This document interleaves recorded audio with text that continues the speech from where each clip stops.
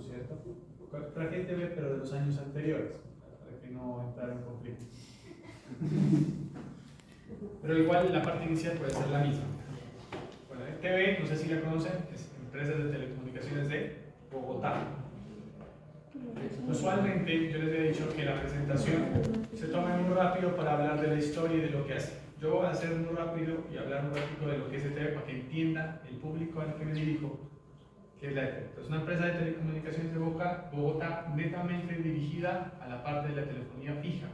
Nace más o menos en 1884, desde la telefonía fija, solo para Bogotá, era considerada la gallina huevos de oro, porque cada vez que ponía un huevo era oro puro, es decir, cada vez que generaba utilidades era plata. Y como era una empresa mixta, inicialmente fue pública, después fue mixta, toda la plata que ingresaba era para financiar el distrito de Bogotá, es decir, el presupuesto del municipio, de la capital. Pasa de que esta empresa era que, como la vaca lechera, le sacaban y le sacaban leche, es decir, le sacaban plata y le sacaban plata. Pero en estas industrias, como la tecnología y como es las telecomunicaciones, que es una industria que va cambiando muy rápido, pues necesariamente tiene que haber ¿qué? Reinversión de capital y reinversión de dinero. Como mirábamos en la parte financiera, debe haber una reinversión importante de las utilidades. Pero esta empresa no le reinvertía. ¿Qué pasó? Que cuando empezó a llegar, claro, el sábado, con Claudia Obamón, el tema del sábado, de los celulares, empezaron a llegar de España, Movistar, de Claro, de México, Claro, estos dos competidores grandes, le empezaron a robar el mercado a la ETV, es decir, empezó a perder participación de mercado. ¿Qué implica eso? Que le pierde participación de mercado en temas financieros. ¿Qué implica? Se reducen primero los ingresos, las ventas, ¿cierto? Empieza a perder ventas. En su afán, en el 2013 incursiona en la telefonía móvil, EPN se lo autoriza con el Ministerio de Comunicaciones, e incursiona en la parte móvil. Ahora, ¿qué pasó aquí? Había un mal servicio de la ETV. Como no reinvertían, pensaban que la empresa iba a generar ¿qué? Siempre utilidades, siempre iba a ser la gallina de huevos de oro. Pero ellos se encontraron que en el 2003-2014 empezaban a perder cada vez más participación de mercado. Lo que era Concel y lo que era Movistar, lo que era Belsao, empezaron a robar mucha participación, muchos clientes. Y entonces, como toda empresa pública nunca tiene plata, y como todo distrito o alcaldía nunca tienen plata, pues la empresa necesitaba que reinvertir dinero para mejorar la tecnología, mejorar el servicio y no perder tantos clientes. Pero como no tenía plata la alcaldía para reinvertir, se planteó la posible venta de la ETV. En el 2000, más o menos en el primer periodo de Samuel Moreno, que fue entre el 2002-2006. Después del 2006-2010 volvieron a plantear venderla, pero el Consejo de Bogotá no lo aprobó. En ese sentido, ya cuando viene la parte de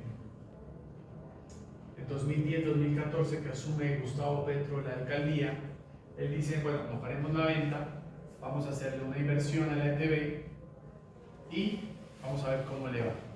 Lo que les voy a presentar ahorita es un análisis entre el 2013 al 2016 de la ETV. ¿Qué es lo que se plantea en la Mega? Que es como la visión, pero mejorada la Mega, es esa meta gigantesca. No, plantean que los ingresos sean de 2.5 billones, un margen de EBITDA del 45%, y con el 30% de sus ingresos fuera de Bogotá, es decir, salir de Bogotá y incursionar en otros mercados. ¿Cómo es la composición accionaria de la ETV? El 88% de la ETV es empresa pública y el 11% es accionistas privados. Este 11%, 11,6%, pues el que se cotiza en la bolsa de valores, pero el 88% es dueño del distrito. En ese sentido, ya para el 2012, lo que hacen es, miren, vamos a hacer una inversión. Y plan estratégico es este.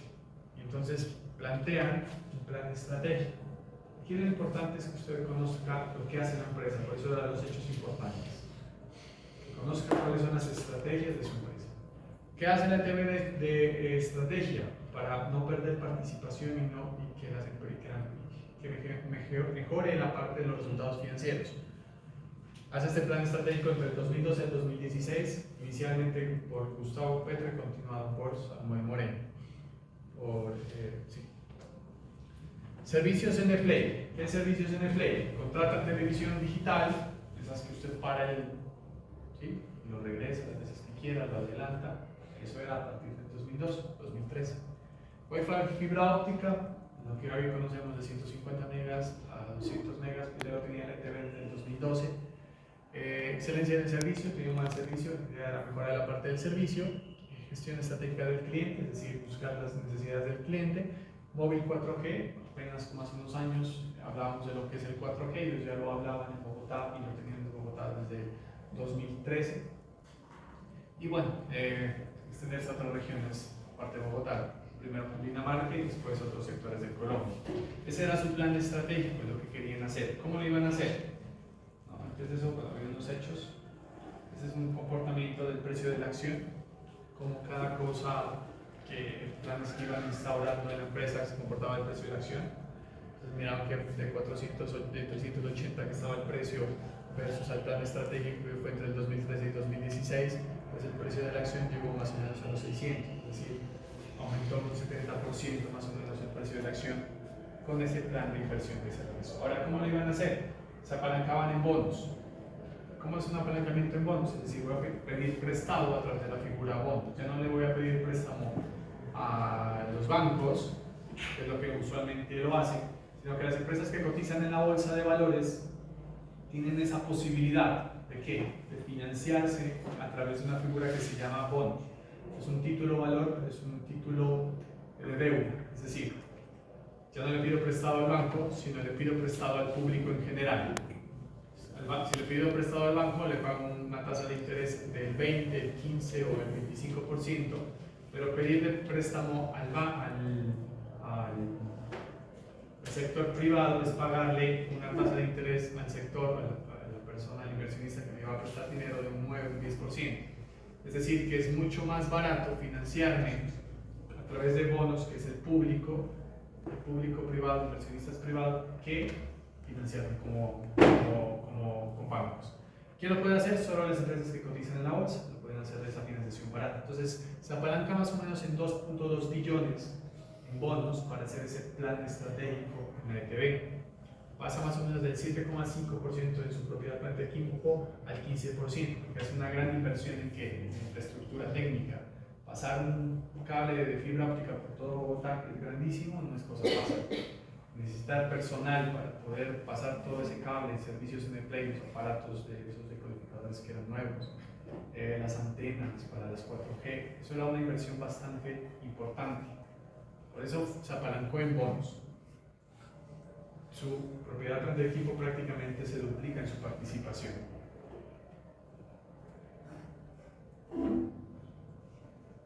Bueno, vamos a pasar un poquito rápido por el.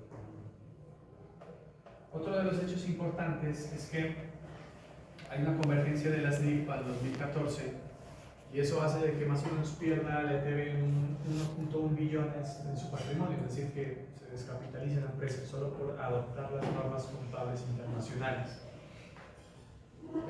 Bueno, aquí algunas. Patrimonio se pierden 180.000, desaparecen los diferidos de la cuenta de 480.000, la cuenta de valorización se pierde, son 544.000. Se cancelan algunas cuentas por cobrar porque ya era difícil cobro, más o menos como por 153.000 millones, y se constituye un impuesto diferido de 153.000. De sumas y restas daba más o menos como 1 billón que se perdía, se destruía el patrimonio de la ETB. Eso ya a la práctica cogen la plata y lo empiezan a implementar aquí en Bogotá. ¿Qué pasa ya en la información financiera? O sea, ya el resultado para ver si esto es viable o no es viable. Esos fueron los resultados de la comparación de los ingresos y los gastos que tuvo la ETB durante el 2013 al 2015, para ver si el plan estratégico que estaba implementando la ETB era viable o no era viable. ¿Qué pasó? Si ustedes observan, el crecimiento de los gastos se incrementa, ¿cierto? Pero de los ingresos prácticamente se mantiene. Uno de los errores que se le manifestaba a Gustavo Petro fue que, bueno, le dedicó mucha plata a la inversión de la infraestructura, pero no hubo una inversión en capital, en efectivo. ¿Por qué? Porque no fue fácil recuperar clientes. Un cliente que se va insatisfecho y que pierde la confianza en el servicio ya no quiere volver. Pues pensaron que porque iban a poner bonita la ETV con nueva tecnología, nueva infraestructura, con tecnología que ni los otros competidores tenían, los clientes iban a regresar. Pero como estaban de cierta manera enojados, ya no querían volver a la ETV. Entonces les hizo muy difícil que recuperar ingresos, ¿sí? Volver a vender el servicio. Eso pasó de que en algún momento, ya que lo que fue la línea azul son los gastos y los ingresos es la línea naranja, empezamos a ver de que a partir del 2013 los gastos iban a ser ¿qué? Mayores que los ingresos. Por resultado, ¿qué pasa? Pues las utilidades que son negativas. Una disminución del 123% entre el 2013 y el 2014 de las utilidades, una leve mejora del 3.2% entre el 2014 y el 2015, pero siguen siendo utilidades negativas. Y bueno, aquí digamos que había una discusión entre ellos, y es que bajo la norma contable anterior decían que en el 2014 generaba una utilidad de 570.000 millones, pero bajo las NIF era una pérdida de 37.000. Obviamente la norma contable anterior quizás no mostraba la realidad económica, pero bajo las NIF la empresa empezó a generar pérdidas.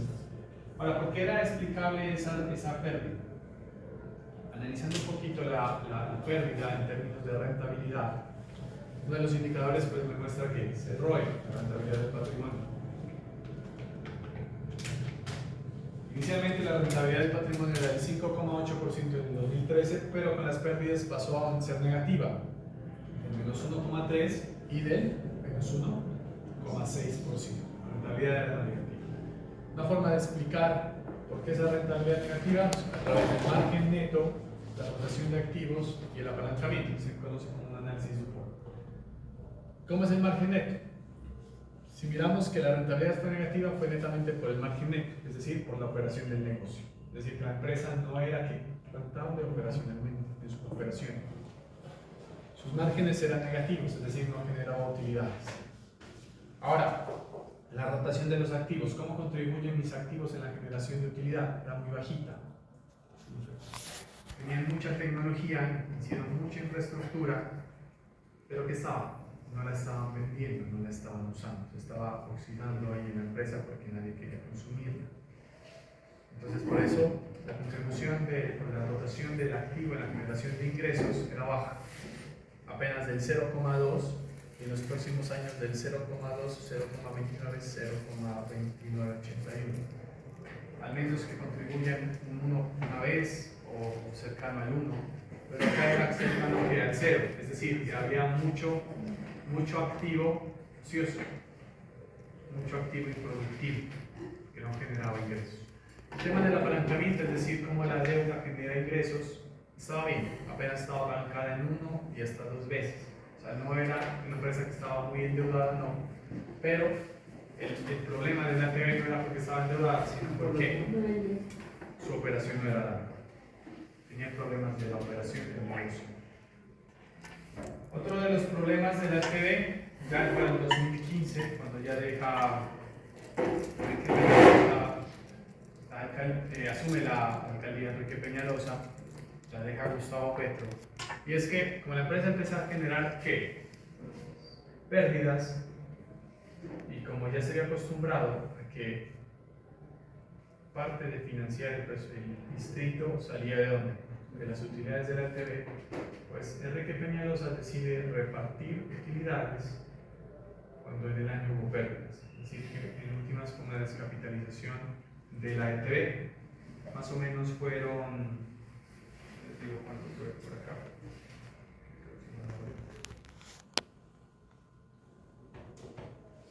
400.000 millones de la ETV que se repartieron bajo pérdidas, es decir, la empresa generó pérdidas, pero aún así se repartió utilidades para financiar el presupuesto de Bogotá. Como ya le habían invertido dinero y la empresa no despegaba, y como en esta industria que es tan cambiante y tan rotante tan fácilmente, pues ya lo que antes era innovador, tecnológico, y que los competidores no lo tenían, para el año del 2016, después de 3 años, pues ya lo estaban trayendo a quién. Lo estaba trayendo Claro, lo estaba trayendo Movistar, y entonces ya los competidores ya estaban teniendo la misma tecnología que se tenía en ETV. Es decir, que se estaba agravando peor la situación de ETV. Quedó endeudado y con infraestructura sin usar. Se vuelve a plantear otra vez la posible venta en el 2016. El Consejo de Bogotá aprueba la venta y contratan a un señor que es el primero, que se llamaba Castellanos. No recuerdo bien que era Castellanos. Y este señor ya ha privatizado Electricaribe, experto en privatizar empresas. Bueno, y una de las razones, como él dice, de las razones de la TV era que financiar la inversión del distrito. Es decir, que la plata de la venta de la ETV era para inyectarla al distrito. Lo mismo confirmaba la enajenación de las acciones de la ETV, son para más colegios, hospitales, seguridad, viviendas de los bogotanos, lo que sustentaba la ETV. Es decir, que ya no podemos hacer nada. Endeudarnos más no podemos. ¿Quién quiere comprar esta empresa? Pongámosla a la venta. Socios estratégicos, nadie se va a enhuesar con una empresa que ya no tiene clientes, que la tecnología que tiene ya está pasando, ya es igual que la otra o ya está pasando de una de las respuestas que siempre fue como el contradictorio Gustavo, pues él decía que, pues, que una empresa, que la misma empresa podía generar para más colegios, vías, hospitales. Entonces eran posturas diferentes. Ese es el análisis de los últimos de esos años. Ahora, se proponía hacer un pronóstico para los próximos 5 años, 2016 hasta el 2020. ¿Cuál era el plan estratégico que se proponía para las empresas, para la proyección futura de la empresa? Como yo sé cuáles fueron los errores del diagnóstico pasado, los voy a proponer como una solución para el futuro.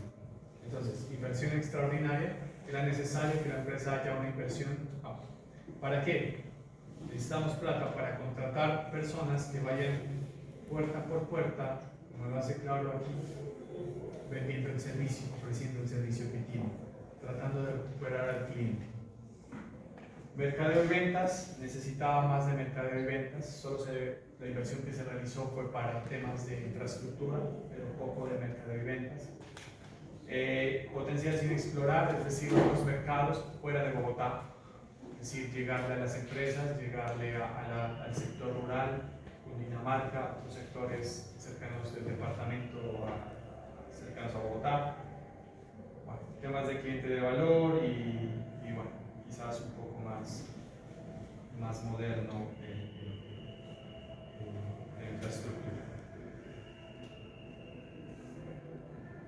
Los objetivos que tenía era buscar al cliente, era una necesidad, ir por él, esperar que llegue, uno de los errores que cometí, esperar que llegue el cliente por la tecnología. Necesitábamos plata para ir por el cliente. Otro era la capacidad instalada, que verdaderamente se use la tecnología que se estaba perdiendo. Bueno, inversionistas versus clientes, expectativas de crecimiento de las ventas, hablamos cuáles son las expectativas y comenzar otra vez desde cero. Bueno, el feedback tiene baja la calificación de triple B a W+, pierde la calificador de inversión, y estos eran los supuestos de inversión o los supuestos de proyección. Se contemplaba que los ingresos iban a ser moderados, o sea, que no iba a ser fácil recuperar al cliente, que no simplemente el hecho de que ya vamos a hacer una campaña de mercadeo y ventas, ya van a volver los clientes. Entonces se tomaba un crecimiento, en este caso ustedes pueden tomar el valor que quieran, los indicadores. Acá tomamos un 4.3%, estaba más cercano un poco más a la inflación, que estaba alrededor del 3% en el 2016. y se toma el 4% que iban a crecer más o menos las ventas, un poquito más que la inflación. Se tomaba,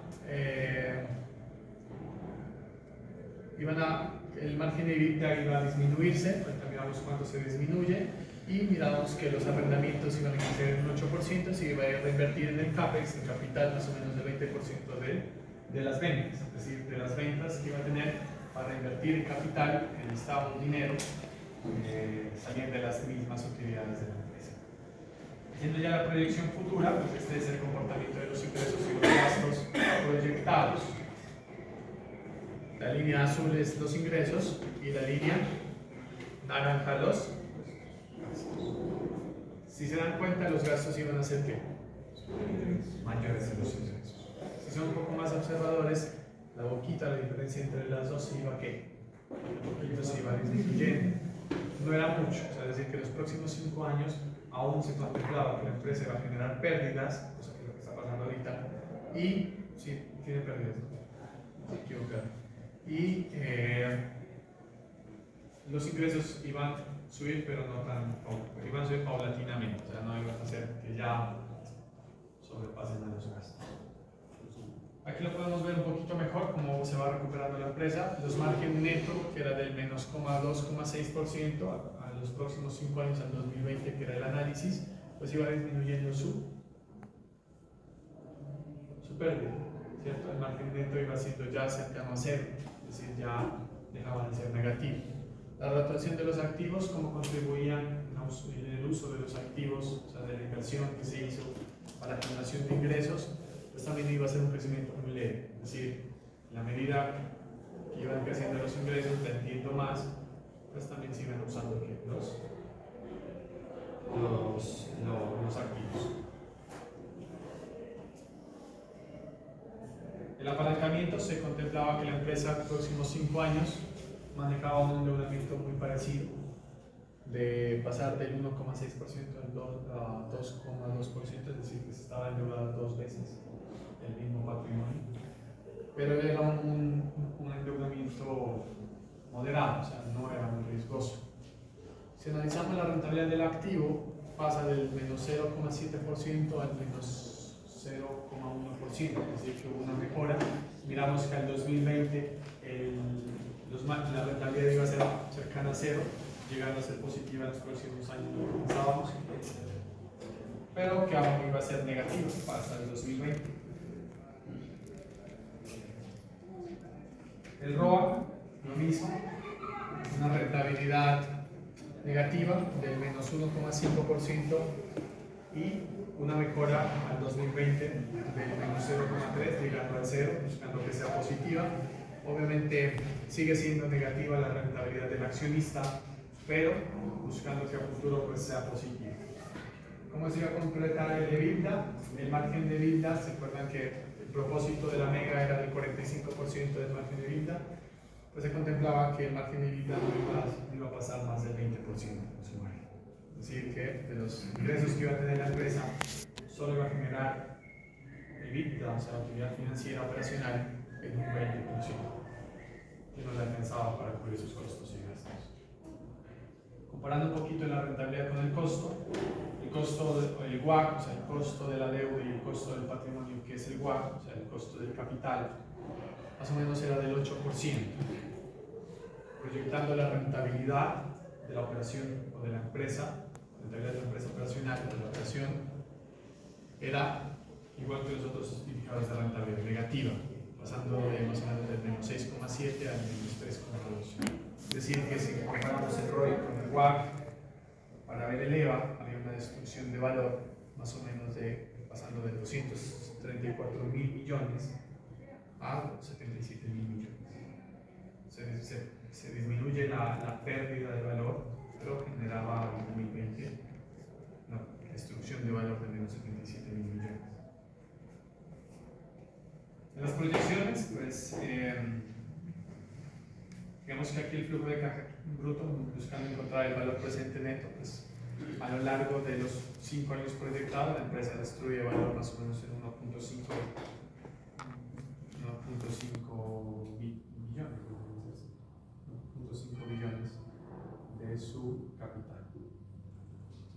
Proyectábamos un poco lo que era el precio de la acción, cómo se iba a comportar el precio de la acción.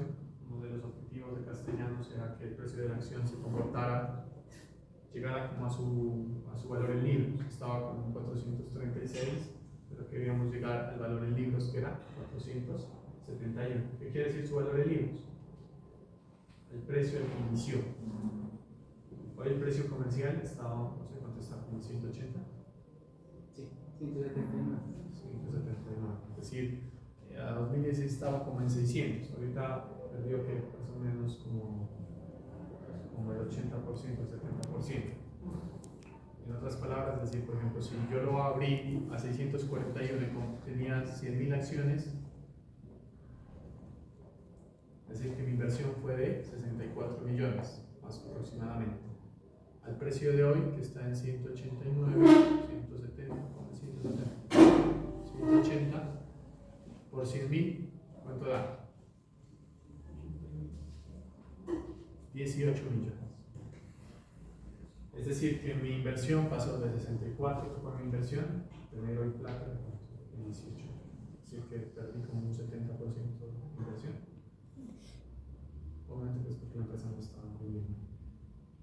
¿Qué pasó al final? Pues la empresa hasta hoy no se ha podido vender. Pues, ¿quién la va a poder comprar?